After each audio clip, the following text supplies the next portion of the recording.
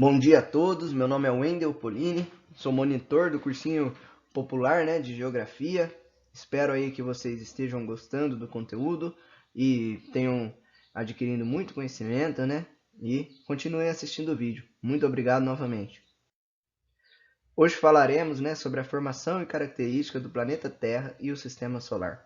Estima-se, que o planeta Terra tenha sido formado por volta de 4,6 bilhões de anos. Desde então, sofre por constantes mudanças, algumas nítidas e outras que não são tão percebíveis. Essas mudanças podem ocorrer, por fatores internos, como a energia do núcleo, mas também internos, como chuvas, processos erosivos e, o mais importante, a ação humana.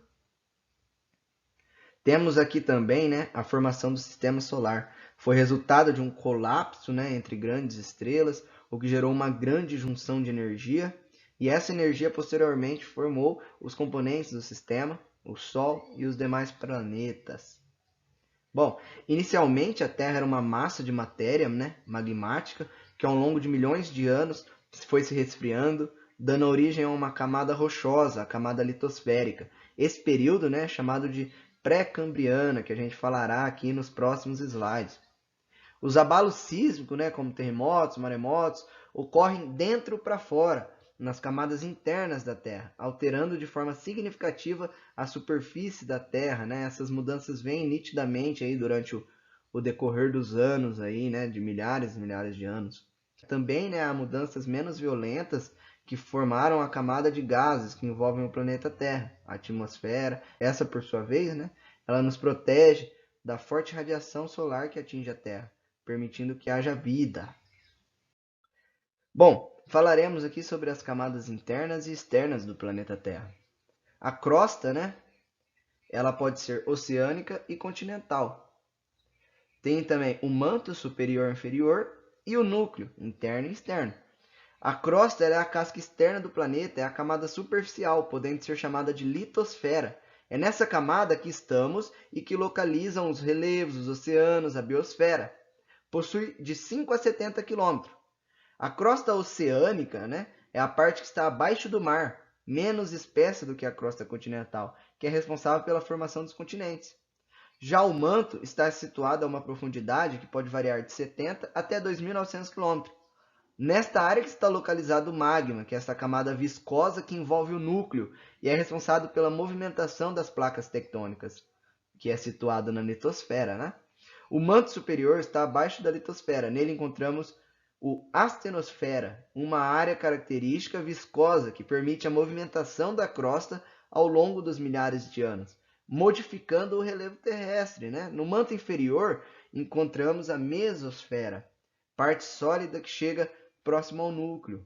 O núcleo é a camada mais profunda do planeta, chegando a 6.700 km. O núcleo interno é sólido, com vários compostos minerais, entre eles níquel e ferro, algo para a gente exemplificar. Essa camada ela é responsável pelo campo magnético que existe ao redor do planeta.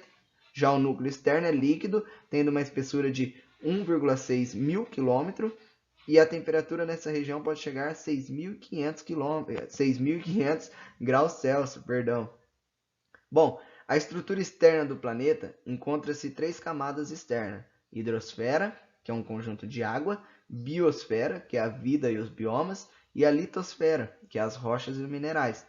Também tem a atmosfera, que é o conjunto de gases que permite a respiração e protege o planeta dos raios solares, para que não cheguem com tanta intensidade, certo? E é formado por oxigênio, nitrogênio, água e dentre outros gases em menor proporção. Bom, agora poderei explicar para vocês um pouco sobre as eras geológicas. Temos que as eras geológicas elas correspondem aos intervalos de tempo na escala de tempo geológico, que identificam uma série de transformação e eventos que ocorrem durante a formação e eventos que ocorrem durante a formação e evolução do planeta Terra.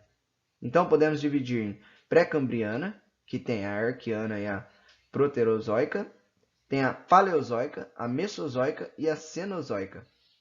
A era pré-cambriana abrange todo o intervalo temporal que precede o éon fanezoico e inclui o arqueozoico, que é o mais antigo, e também o proterozoico. Esta era é o intervalo de tempo mais externo quando se consideramos a formação da Terra, e teve duração aproximada de 4 bilhões de anos. É marcada pelo princípio composital estrutural do planeta, então caracterizado pelo vulcanismo intenso e pelas elevadas temperaturas, o que se tornava impedido pelo surgimento da vida, né? Porque ali não tinha condição de sobreviver nessas altas temperaturas. Bom, gradativamente ocorreu, né, esse resfriamento, então foi algo devagar, superficial, dando origem às primeiras formações rochosas. Surgem nesse período específico, no Arqueozoico, os escudos cristalinos e as rochas magmáticas, ou ígneas, né? Os primeiros organismos vivos são identificados nessa era, os quais eram inicialmente unicelulares, procariontes, e posteriormente, com o aumento do índice de oxigênio superficial, foi a vez do surgimento dos eucariontes. Até o fim da Proterozoica, houve um desenvolvimento de formas de vida mais complexas, como as algas, bem como os depósitos de minerais metálicos. A Era Paleozoica teve início há cerca de 550 milhões de anos, e seu término ocorreu há 250 milhões de anos. Essa é dividida em 6 períodos: Cambriana, Ordoviciano, Siluriano, Devoniano, Carbonífero e Permiano. É caracterizada pelo advento de formas de vida mais complexas, como os artrópodes, os moluscos, os anfíbios, os peixes e os répteis, certo? A vegetação também deixa de ser exclusivamente aquática e há o surgimento de florestas que, por sua vez, iniciaram um processo de transformação da superfície terrestre e das condições de vida para outras espécies, levando em consideração a geomorfologia. A estruturação dos primeiros bacias sedimentares, né, data do Paleozoico, surge nesse período também, as reservas de carvão mineral, certo? E foi registrado, né, a ocorrência de glaciações, que correspondem à queda da temperatura na superfície da Terra, né? E é importante que a formação do supercontinente Pangeia, que se deu durante o Paleozoico. Essa massa continental, ela era circundada, né, por um único oceano chamado de Pantalassa. Ao final do período Permiano, marcando assim a passagem para o período Triássico, já na era Mesozoica, houve uma extinção da massa que dizimou 95% da vida do planeta. Aqui tem uma curiosidade, né, que pesquisadores atribuem esse fenômeno às atividades vulcânicas e à consequente liberação de grandes volumes de gases tóxicos na atmosfera. A Era Mesozoica ela iniciou-se há aproximadamente 250 milhões de anos, pendurando até 65 milhões de anos atrás. A Era Mesozoica é dividida em 3 períodos: Triássico, Jurássico e Cretáceos. Um dos aspectos mais marcantes do Mesozoico é o surgimento dos dinossauros, grandes répteis, né, que viviam aqui na Terra.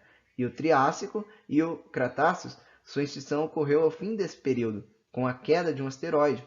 Mudanças significativas que ocorreram também na crosta terrestre, com o processo de fragmentação da Pangeia e a separação desse grande bloco em 2 continentes, a Laurásia e o Gondwana, certo?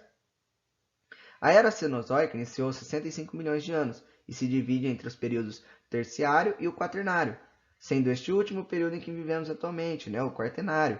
O Cenozoico é caracterizado pela configuração da crosta como hoje a conhecemos, tanto na que diz respeito à organização e forma dos continentes, quanto à sua geomorfologia, com a formação das grandes cadeias montanhosas ou dobramentos modernos, como as cordilheiras do Himalaia e dos Andes e também os Alpes.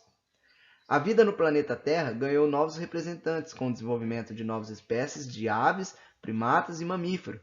O quaternário, período que começou há 1,8 milhões de anos atrás, é importante porque foi nele, né, que surgiu a vida humana, o primeiro homem, o Homo sapiens, que foi gradativamente interagindo com o espaço natural e modificando-o conforme sua necessidade, chegando até hoje o estágio que estamos.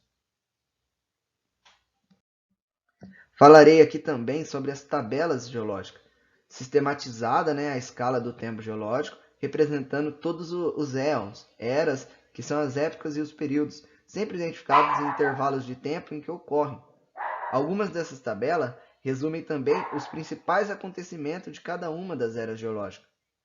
O tempo era representado das eras mais recentes para as mais antigas, sendo a leitura da tabela realizada preferencialmente de baixo para cima, isto é, a partir dos acontecimentos mais distantes no passado geológico até o momento presente, na era quaternária, certo? Agora a teoria da deriva continental. É uma teoria proposta pelo meteorologista, né, Alfred Wegener no ano de 1902 e que explica a formação dos continentes. Antes de obterem sua configuração atual, as terras imersas do planeta formavam um único bloco continental, como já mencionado, a Pangeia. Com o passar do tempo geológico, esse bloco se fragmentou, dando origem inicialmente à Laurásia e à Gondwana. Seu movimento contínuo ocasionou um novo rompimento e a atual distribuição dos continentes, certo? Que seria o mundo moderno.